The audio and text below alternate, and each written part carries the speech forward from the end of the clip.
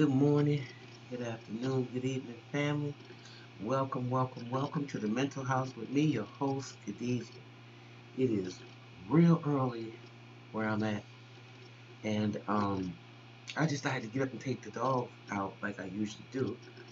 And it kind of got me because um, two separate incidents where two guys stopped me and told me I might have wanted to go back and turn around with my puppy. I'm not very far from the house, maybe even um, I wouldn't even say 10 feet because I can't take the puppy far. We're in puppy jail pretty much right now until she has her last shot. And so the first one was a truck pulled up behind me. So, I had to gather Susie because I didn't know what they were pulling up on me for.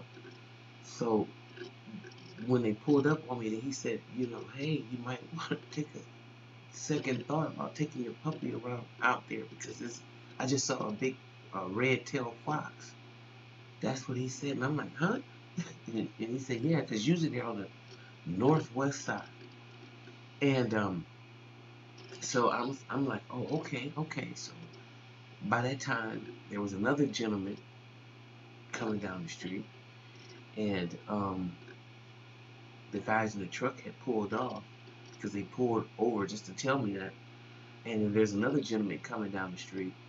And he said the same thing. He said, hey, it's a big old dog, a big old coyote running down the street. And I'm like, yeah, those guys just said they saw a fox, a red-tailed fox. He said, no, I saw a big-ass coyote. I know the difference, baby. That thing was about tall as my waist. And I'm like, okay, I guess I am not going any further.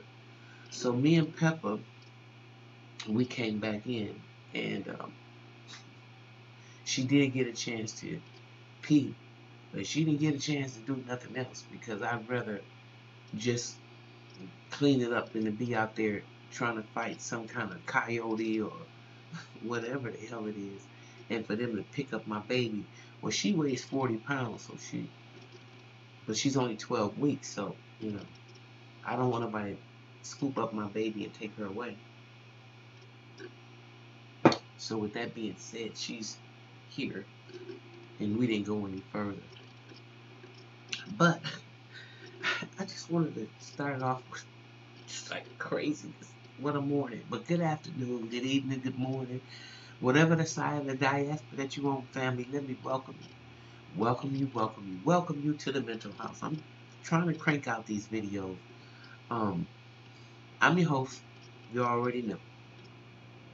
I just wanted to come in and make these comments. A few, and I'm going to get off to the next one. One of them I'm going to say for Mental House Sports Channel. But I want to know what y'all feel about Ray Caruth getting out of jail. Because I'm really having a hard time with it. But I know he served his time. I was very disturbed that he got so little time. But even more, I guess, amazing to me is just how fast that time is gone, where he can get his ass out after that hideous act that he did and was convicted of, masterminding with Sharika Adams. I just can't. And then that letter that he wrote further let me know that he hadn't redeemed himself, he hadn't repented, he didn't have anything going for him other than I'm gonna do my time and get the fuck out. And if I can, I'm gonna see if I can hurt somebody else in the meantime. That's what I got from him. So that's my opinion, and I'm gonna be done with that because I'm not good with that at all.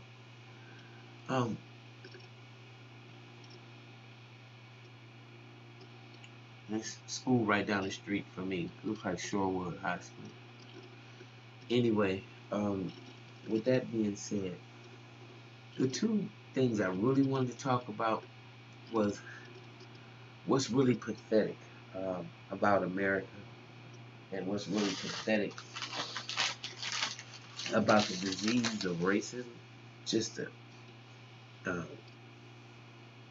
just the sheer madness of it. It's two things come to mind. One is the JBL League. that was created. I think the Junior Basketball League created by LeVar Ball, and he started it for the young people coming out of high school that might not have wanted to go to college, since we see now just how much the NCAA has been robbing our children, raping and robbing them, not giving them, they can't even buy a hot dog or be given a hot dog, but yet still these universities are making billions and billions of dollars on these kids.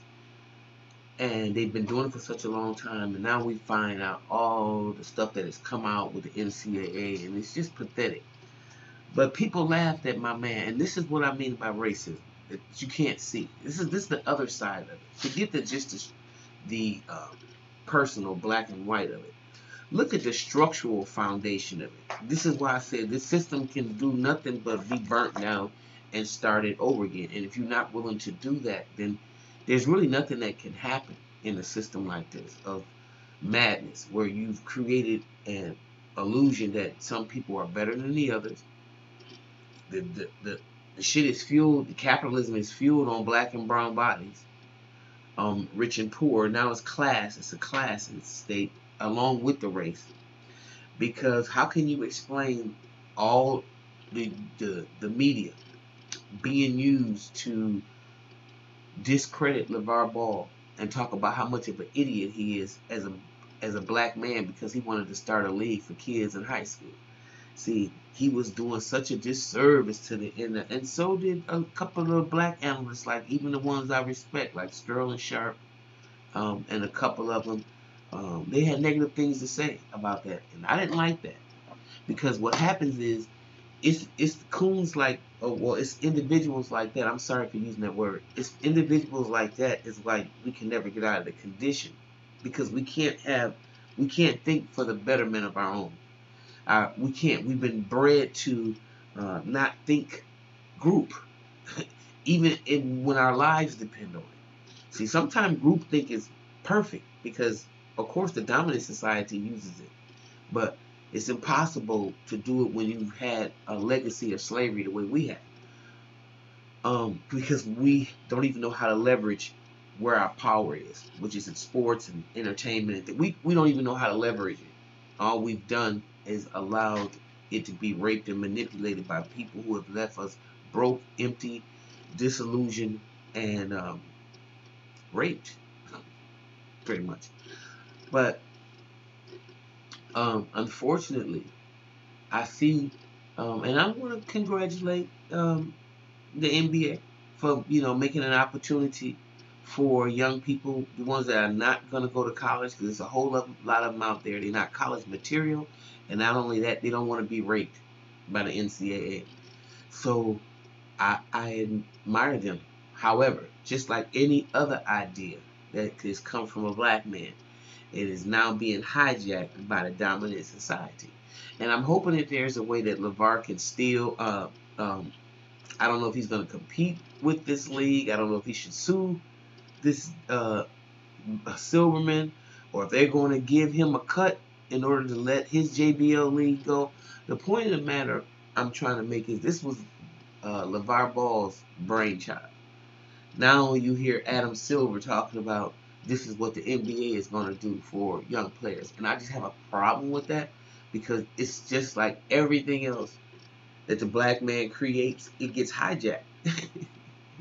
And I don't know what y'all call it in another society, but in my world, we call it the hijack. Like Jackie Wilson getting down, or Little Richard on the face of the planet getting down. Then here comes Elvis Presley, the architect of rock and roll. Are you kidding me? It's, Michael Jackson singing his ass off. Mama's pearl, let down those pearls, then you get my love a pearl. And you know what you did? You turned around and set up one bad apple don't spoil the whole bunch, girl. I don't care what they say. That type of shit. Osmonds, Jackson. I mean, you hijack the sound. Because the Osmonds, certainly, they were like the Cowsills. They certainly didn't sing like R&B or like to compete with the Jacksons. And y'all can say that's competition, but I can just say it's white people being white people as well. Because now LeVar he definitely can't compete with the NBA and what they're proposing to do with their I think it's the JBL league. So, I just want to let people know that racism is just not individuals and what you see. Stop. And what you see in black and white. It's just not people. It's institutional. It's systematic. It's just a mess. And the only way you can get out of it, in my opinion, is to just burn it down and reconstruct a system of justice that works. Okay, and I don't know if we can do that. But ultimately, the master maker will decide the fate of America, and I think it's already been decided. Now, lastly, before I go, there's a lot of people, probably mad at Amy Schumer for what she said. Shh. Oh, come on, stop biting. Shh. No. Excuse me, y'all. No. Go over there and lay down. Shh.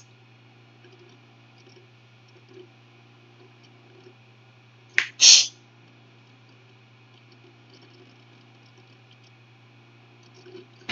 Shh.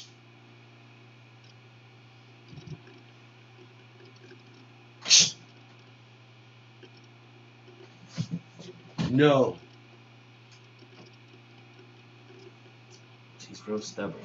You have to stay in there with her. Anyway, and lastly, I'm going to talk about Amy Schumer.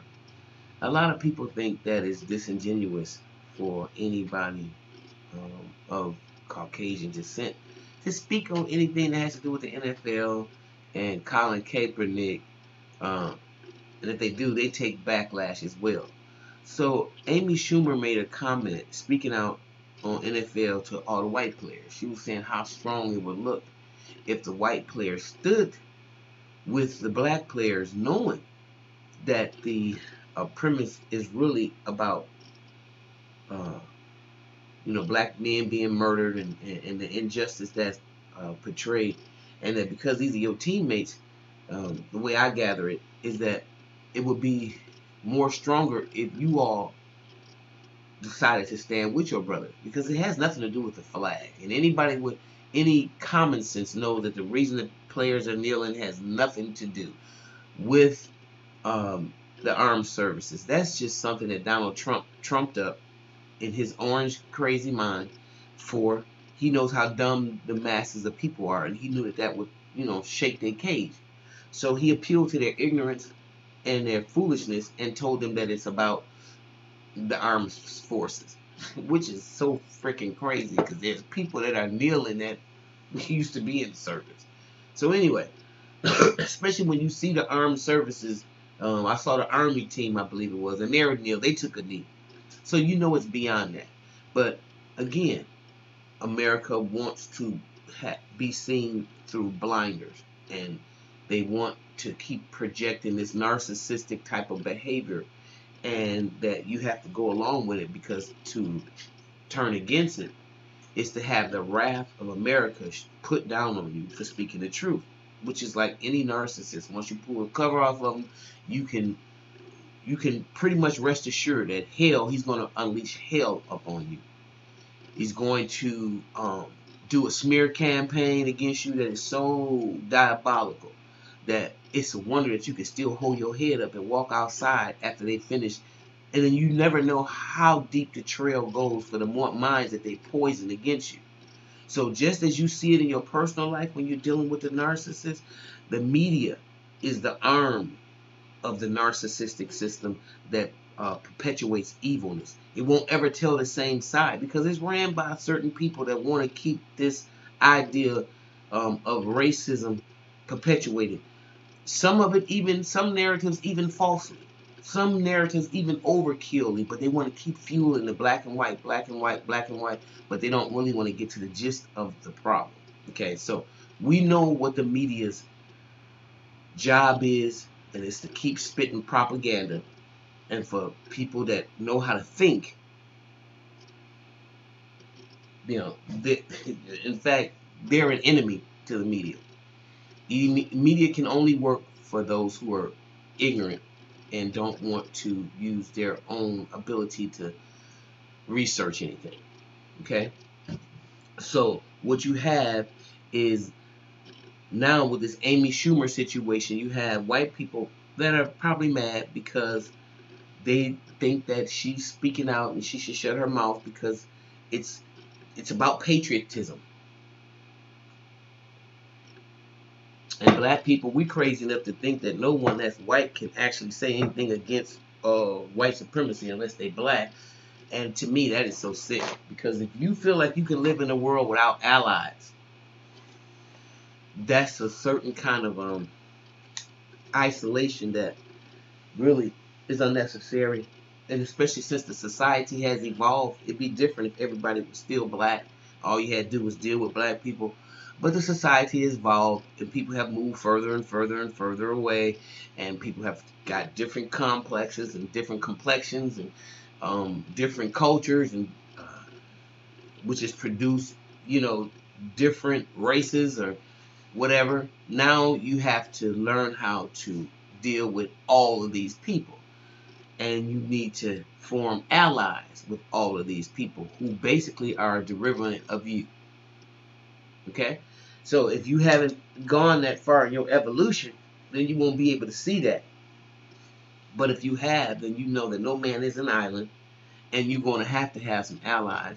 So I think it's very silly, in my opinion. It's like cutting off your nose to spite your face. For black people to get upset with any person that is outside of their way of living, to say they don't have any right or don't trust them speaking out on racism. I think it's disingenuous. I think it's ignorant, and I think it's just shows just how much damage that racism has done, because it's even gotten you to just eat your own self. You can't even use your own logic because that means you know better than them. So, I don't know how that works out. But anyway, those things bothered me today. And I don't know if I made a lot of sense because I was all over the place. But I guess since that coyote ran my ass back in this house, my mind is all over the place. But anyway, I want to thank y'all for being out there. I'm going to be back in a little bit with some, hope I can crank out some more videos today. But in the meantime, in between time, I'll see you on the next video. Go out and make it a great day. Bye-bye.